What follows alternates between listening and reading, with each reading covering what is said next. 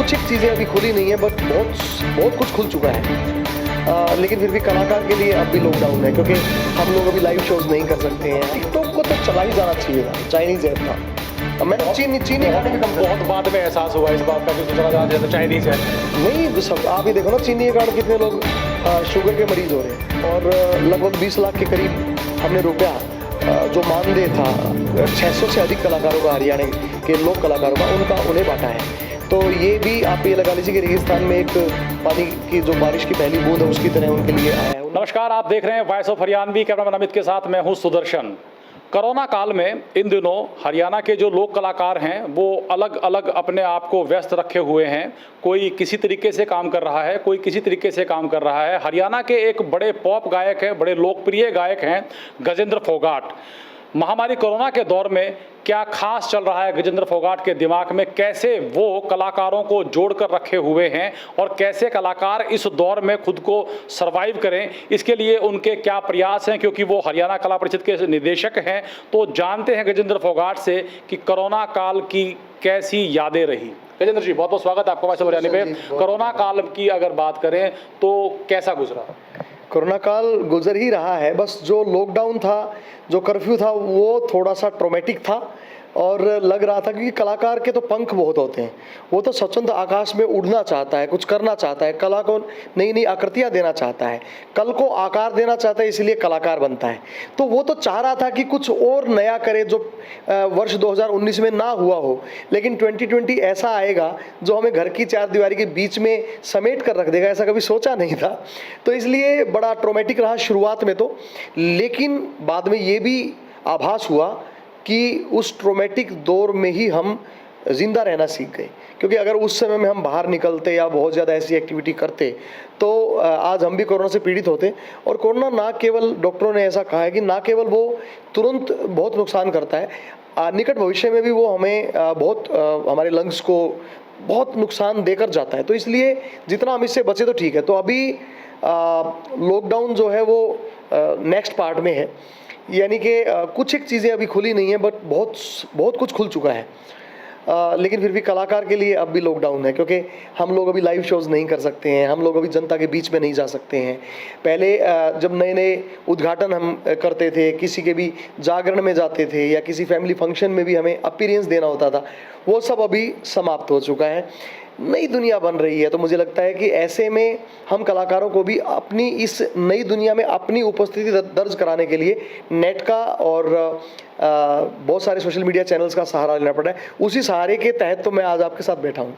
अच्छा, इस आपने बात सहारे की कही तो मुझे लगा कि मैं आपसे पूछ लूँ। आपने रैली जलसों का जिक्र किया, घर के कार्यक्रमों का जिक्र किया, बहुत सारे शोज़ आपने विदेशों में भी किए, हरियाणा में भी किए, और अच्छी खासी फैंस फॉलोइंग है आपकी। जलसों में, कॉलेजों में स्टूडेंट्स टूट कर पड़ते थे। लेकिन हाल ही में हमने आपको सरकार की एक वर्चुअल रैली में भी स्टेज शो करते हुए देखा। तो जहाँ भीड़ नहीं थी जी, लेकिन स्टेज शो आप कर रहे थे, आपकी टीम तो उतने उत्साह के साथ मौजूद थी। तो कैसा एक्सपीरियंस रहा? देखिए, मैं सच्ची बताऊं तो ये हरियाणा की पहली वर्चुअल रैली थी। आज तक हमने 2-2, 3-3 लाख लोगों के सामने परफॉर्म किया, जहां से आवाज़ें आती थी, पुकारें आती थी, तालियों की गड़गड़ाहट और दूर दूर तक अथाह समुद्र नरमुंडों का। लेकिन यहाँ हम देख रहे थे कि हमारे सामने सिर्फ 20-30 लोग, वो भी सोशल डिस्टेंसिंग से बैठे थे, और हमारे सामने कैमरे बहुत ज़्यादा थे। पहला एक्सपीरियंस था, पर वहाँ से सीखा बहुत। वहाँ से ऐसा लगा कि हमें कई बार ये अपने अंदर ही महसूस करना पड़ेगा कि हमारी ऑडियंस भी हमारे अंदर ही है और हमारा कलाकार भी हमारे अंदर ही है। हम अपने बाहर से ज़्यादा अंदर की यात्रा से काम करना शुरू करें वहाँ पे भी। और लेकिन परफॉर्मेंस हमने, बिल्कुल आप सही कह रहे हो, हमने वैसे ही दी जैसे हम रैली में देते हैं। और लेकिन कहते हैं कलाकार की जान जो है वो तालियों में होती है। आपने पूरी जान लगाई, स्टेज पर पूरा मंच पर जमा के पूरा संबोधन किया, उद्बोधन रहा और गाना भी पूरा गाया। लेकिन जब देखा सामने तो सन्नाटा सा रहा होगा। थोड़ा सा लग रहा था कि जब सामने देख रहा था तो पब्लिक नहीं थी, रिस्पॉन्स नहीं था। और हालांकि इतने मेहनत से वो गाना हमने बनाया, उसकी प्रैक्टिस की, पूरा रिहर्सल हमारी पूरी टीम ने, और सामने से वो नहीं आ रहा था जो चाहिए था, लेकिन अंदर से आ रहा था। मतलब जब कलाकार को बाहर कुछ नहीं मिलता तो वो अपने अंदर जाता है। तो मुझे लगता है कि पूरी दुनिया के सब कलाकारों के अंदर जाने का समय है। 2020 एक नया साल है और ये नया साल 100 साल में पहली बार आया है, तो ऑब्वियसली बहुत सारे चेंजेस होने लाजमी, उन चेंजेस को हमें स्वीकार करना होगा। और उसी के तहत जैसे आपके साथ में पहले जिक्र करा था, हमने हम बदल देंगे सारा ज़माना एक डिजिटल मंच भी तैयार किया है। इस डिजिटल मंच पर मैं बाद में बात करूंगा। आपने कहा कि सब कुछ बदल रहा है, तो इस बदलाव का ही कुछ संदेश ऐसा तो नहीं रहा कि हाल ही में जो आपका गाना लॉन्च हुआ तो उस पर विदेशी बालाएं नजर आई? जी बिल्कुल, आपने सही कहा, क्योंकि मुझे ये सौभाग्य प्राप्त है कि मैं हरियाणा का पहला ऐसा कलाकार हूँ जिसने 4 महाद्वीपों में शोज़ किए हैं।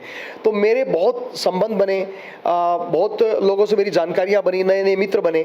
तो मुझे ऐसा लगा कि अब समय आ गया है जब हम पूरी दुनिया को समेट कर एक जगह से दिखाएं, ताकि पूरी दुनिया पे सेम इम्पैक्ट हो, क्योंकि हमारी ऑडियंस इस टाइम कम हो चुकी है। अभी हमारी जो ऑडियंस हमें जीवंत विधाओं के माध्यम से मंच पे देखती थी, अब वो ऑडियंस बदल के हमें मोबाइल से देख रही है। अब जिसके पास मोबाइल है, जिसके पास इंटरनेट है, जिसके पास वाईफाई है, केवल वही हमें देख पा रहा है। पहले कोई भी राह चलता साइकिल पे जाता हुआ व्यक्ति भी हमें देख सकता था। तो अब मुझे लगा कि पूरी दुनिया को मुट्ठी में करने का वक्त है। हमें सोशल मीडिया मिला है, तो क्यों ना फिर मैं पूरी दुनिया के लोगों को अगर दिखा रहा हूँ, क्योंकि सोशल मीडिया, अगर मैं कोई लाइव शो करता हूँ तो उसे वही व्यक्ति देख सकता है जो उस समय वहाँ पे प्रेजेंट हो। लेकिन सोशल मीडिया पे जब मैं कोई गाना डाल रहा हूँ, मैं कोई लाइव शो कर रहा हूँ, तो उसे अमेरिका में बैठा हुआ, टेक्सास के डैलस शहर में बैठा हुआ कोई व्यक्ति देख सकता है, मेलबर्न में बैठा हुआ कोई व्यक्ति देख सकता है। सो मैंने इसलिए जो नया गाना मेरा है यार तो चाले, उसमें मैंने रशेल को लिया जो हॉलीवुड की अभिनेत्री हैं और लंदन की बहुत फेमस टीवी कलाकार हैं, डेली सोप करती हैं। उसमें विक्रम जाखड़ को लिया जो तमिल फिल्मों के अभिनेता हैं, और हमने मिलके इस सारे गाने को हमने लंदन में शूट किया। लंदन में भी अलग अलग प्रोमिनेंट जगह, जैसे लंदन ब्रिज पे हमने इसको शूट किया, या हमने इसको लंदन की जो प्रोमिनेंट संसद है वहाँ पे शूट किया, लंदन आई पे शूट किया, ऐसी ऐसी जगह बूथ पे शूट किया, लंदन के सबसे पुराने शहर बाथ में शूट किया। तो मुझे लग रहा है कि अब ऐसे गानों की ज़रूरत है जिसे पूरी दुनिया स्वीकार कर सके, ताकि बिल्कुल नया गाना है आपका, आजकल हॉटकेक में चल भी रहा है, बड़ा बज रहा है, बड़ा वायरल। अरे क्या 4 लाइन सुना दीजिए। तेरे शहर की ढाला तू भी झूठी पाई रे, हम सेंटिमेंटल बालक थे तू हाई रे, तेरी छोटी सोच और ख्वाब बड़े जा तेरे हवाले, तेरा लंदन तने मुबारक यार तो चले, तेरी दुनिया तने मुबारक यार तो चले, यार तो चले। तो लंदन से एक प्रेमी का दिल टूटता है और वो इंडिया वापस आता है। ये सारी कहानी उसकी, और बड़ा अच्छा रेस्पॉन्स इसका आ भी रहा है। और हरियाणवी संस्कृति एक नए दौर में प्रवेश कर रही है, जिसमें लड़की लंदन की है और लड़का हरियाणा से है। कभी होता था कि लड़की गांव से होती थी और लड़का हरियाणा के शहर से होता था, वो कहता था यार तेरा चेतक पता चला ना चस्का रेड फरारी का। लेकिन अब लड़की विदेश की है, लड़का देश का है, देसी है। लेकिन आपको दुख हुआ होगा जब आपका सबसे बड़ा फॉलोवर टिकटॉक चला गया। टिकटॉक एक निश्चित ही जो नए कलाकार थे उनके लिए तो एक मंच था, लेकिन जो पुराने कलाकार थे उनके लिए एक अभिशाप था, क्योंकि पुराना जो कलाकार है उसने अपनी सीमाओं को वाइज कर लिया होता है। वो अपनी कला को वाइज कर लेता है, बढ़ा लेता है, एक्सपेंड कर लेता है। और टिकटॉक एक सीमित सा मंच था जिसमें 15 सेकंड का आप वीडियो, 20-30 सेकंड का आप वीडियो बना सकते हो। वो भी कोई भी गाना उठाओ, उस पर मुंह हिलाओ डाल दो, उसका फ्रेमिंग करने की जरूरत नहीं, बैकग्राउंड की जरूरत नहीं। आपने मोबाइल उठाया और टिकटॉक बनाया और डाल दिया, और आपके 40 लाख व्यू आ गए। जबकि हमें 40 लाख व्यू लेने के लिए पता नहीं कितनी मेहनत से 10-10 अलग अलग लोकेशन पे जाना पड़ता है, हमें स्टोरी क्रिएट करनी पड़ती है, प्रॉप्स लेनी पड़ती हैं, कैरेक्टर्स उठाने पड़ते हैं, एक्टर्स लेने पड़ते हैं, थिएटर्स लेने पड़ते हैं, कैमरा, एडिटिंग, लाइटिंग, मेकअप, पता नहीं क्या क्या करना। वो तो वे हरियाणवी में बोलो। लेकिन आपके बहुत सारे गाने जिसमें बहुकाले की हो या और हो, वो सारे अगर इतने बड़े हिट हुए तो उसके पीछे कहीं ना कहीं टिकटॉक रहा। नहीं, मुझे लगता है कि जिस समय बहुकाले की हिट हुआ है या वो टिकटॉक का उसमें कोई खास नहीं रहा।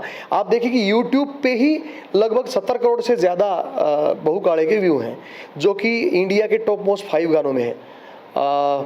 ये अपने आप में बड़ी बात है। और हरियाणा का टॉप पहला गाना है जिसके एक ही चैनल पे 50 करोड़ से ज़्यादा व्यू हैं और अलग अलग चैनल्स में मिलाएं तो 70 करोड़ से ज़्यादा व्यू हैं। इवन मैंने भी बहू काले की पे परफॉर्म किया, मैंने और अनु कादयान ने एक मंच पे, तो उसी के ही 1 करोड़ व्यू मेरे चैनल पे हो गए।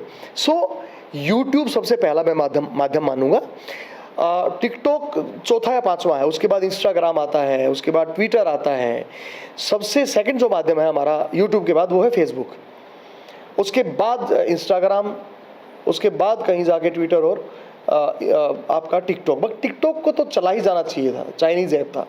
अब मैंने तो चीनी खाने भी कम कर, बहुत बाद में एहसास हुआ इस बात का कि उसको चला जाना चाहिए था, चाइनीज ऐप है। नहीं सब आप ही देखो ना, चीनी के कारण कितने लोग शुगर के मरीज हो रहे हैं। और कई बार क्या होता है कि दुश्मन अपने अंदर छिपा होता है, पता बाद में लगता है, तो एहसास बाद में हो, लेकिन इस चीनी ऐप को तो खत्म हो ही जाना चाहिए था। अच्छा हुआ। हरियाणा कला परिषद की अगर बात करें तो महामारी कोरोना के इस दौर में कल्चर को जिंदा रखने के लिए, कलाकारों को प्रोत्साहित करने के लिए, उन्हें उत्साहित करने के लिए क्या नया कदम परिषद उठाने जा रही है? हरियाणा कला परिषद की ओर से हमने माननीय मुख्यमंत्री जी से रिक्वेस्ट किया और लगभग 20 लाख के करीब हमने रुपया जो मानदेय था 600 से अधिक कलाकारों का, हरियाणा के लोक कलाकारों का, उनका उन्हें बांटा है।